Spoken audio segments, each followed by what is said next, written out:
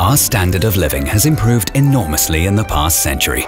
We have greater income, we're better educated, we live more comfortably, we're healthier, and we're more mobile. And something else has increased: the CO2 concentration in our atmosphere. In fact, it has risen so much that the temperature on our Earth will increase by at least 2 degrees Celsius. That doesn't sound like much, but it can endanger our whole livelihood. But we're not powerless. We live in a knowledge and information society.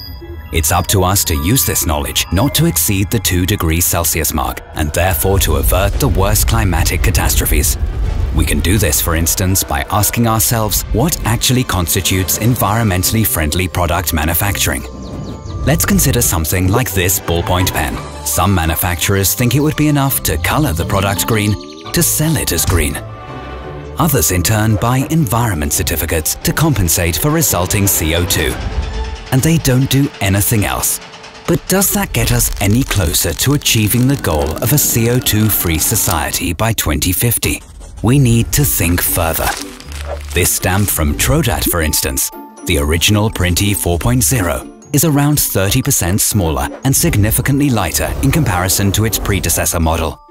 Therefore, it's possible to reduce CO2 even during a product's design phase. In a second step, Trodat uses up to 65% post-consumer recycled plastic, recovered from end users' plastic waste for this stamp's production. Responsible companies view CO2 reduction holistically. Trodat uses 100% green electricity to reduce its CO2 footprint year after year.